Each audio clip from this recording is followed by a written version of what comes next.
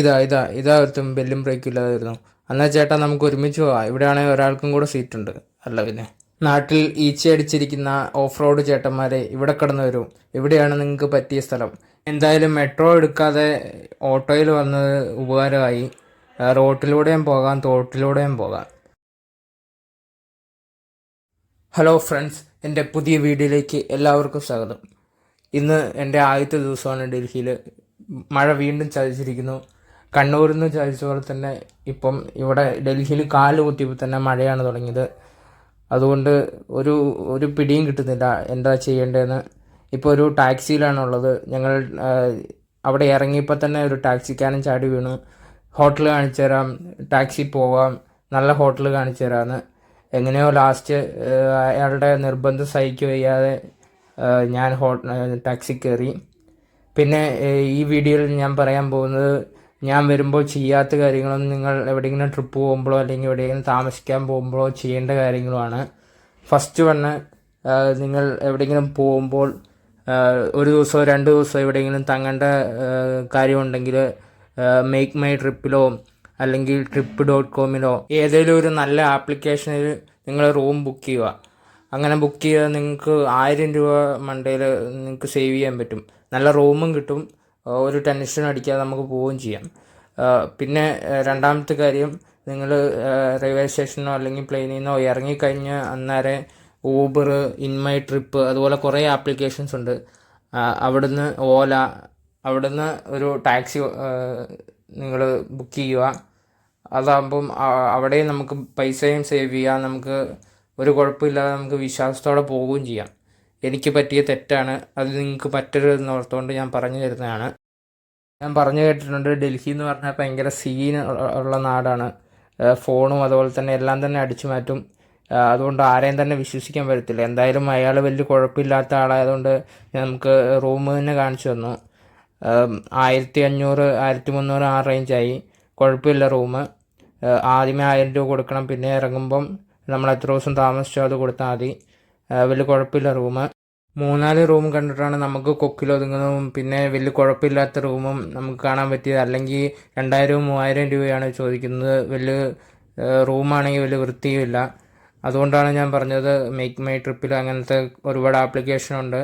അവിടെ ബുക്ക് ചെയ്തിട്ട് വരുവാണെങ്കിൽ നിങ്ങൾക്ക് നേരെ അങ്ങോട്ട് പോവുകയും ചെയ്യാം.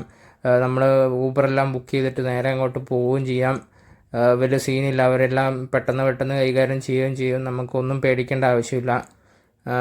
അപ്പം അടുത്തായിട്ട് ആരെങ്കിലും ഡൽഹിയിലോ അല്ലെങ്കിൽ എവിടെയെങ്കിലും പോകുമ്പോഴോ അത് ശ്രദ്ധിക്കുക. റൂം ഇപ്പം കുഴപ്പമില്ല. ഫുഡാണെങ്കിൽ ഇവിടെ ഉണ്ട്, അതിന് പ്രത്യേകം പൈസ കൊടുക്കണം.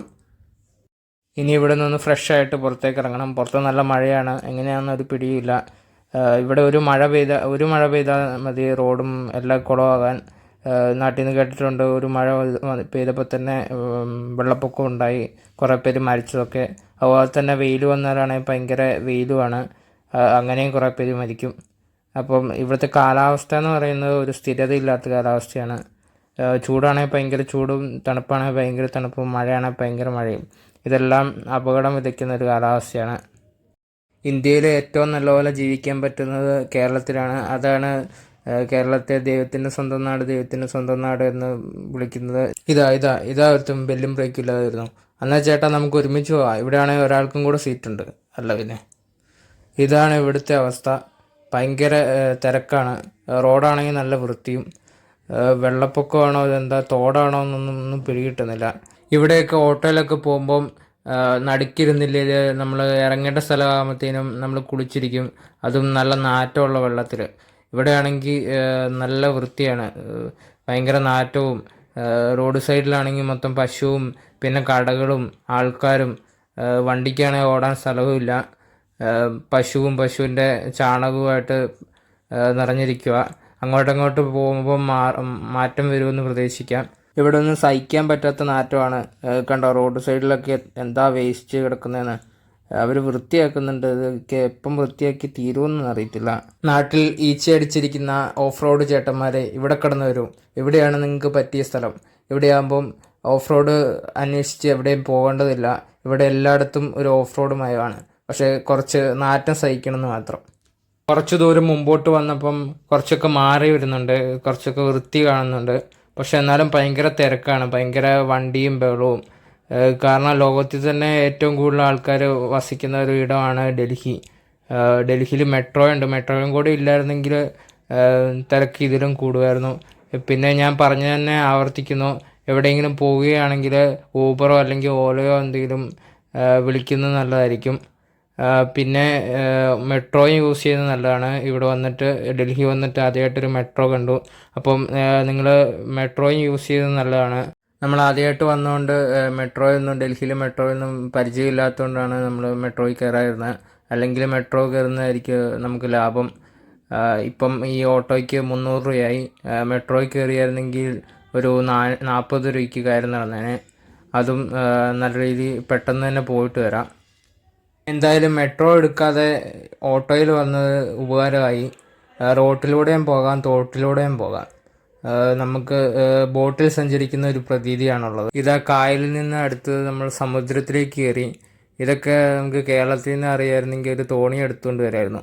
ഇനിയിപ്പം ഇവിടെ ചോദിക്കണം എത്ര തോണിക്കൊക്കെ എത്രയാണ്, അല്ലെങ്കിൽ എങ്ങനെ ശരിയാവുക? നോക്കി മൊത്തം വെള്ളമാണ്. ഓട്ടോക്കാരൻ്റെ ഓടിയിൽ കണ്ടാൽ മുമ്പ് ഇവിടുന്ന് അയാൾക്ക് ബോട്ട് ഓടിക്കാൻ പരിശീലനം ലഭിച്ചിട്ടുള്ള മട്ടിലാണ് ഓടിക്കുന്നത്. നീയൊന്നും പേടിക്കണ്ടാവേ, ഞാനപ്പുറത്ത് കടത്തിത്തരും എന്നുള്ള മട്ടിലാണ് അയാൾ ഓടിക്കുന്നത്.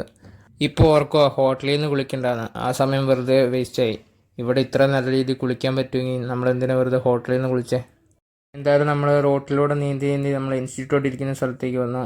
ഇവിടെ ഹോസ്പിറ്റലും ജിമ്മും മക്ഡൊണാൾഡ്സും സ്റ്റാർബക്സും എല്ലാം കൂടെ ഉള്ള ഏരിയയാണ്. പിന്നെ മുമ്പിൽ തന്നെ ഹൻസ്രാജ് കോളേജ് ഉണ്ട്. ഹൻസ്രാജ് കോളേജിലാണ് സൽമാൻ ഖാൻ പഠിച്ചത്. ഹൻസ്രാജ് കോളേജ് ഡൽഹി യൂണിവേഴ്സിറ്റിയാണ്. ഇനിയാണ് ഏറ്റവും വലിയ പണിയിരിക്കുന്നത്, താമസിക്കാൻ ഹോസ്റ്റലോ PGയോ കണ്ടുപിടിക്കണം. അപ്പം അടുത്ത വീഡിയോയിൽ അത് കാണിക്കുന്നതായിരിക്കും. അപ്പോൾ അടുത്ത വീഡിയോയിൽ കാണുന്നവരേക്കും എല്ലാവർക്കും ബൈ.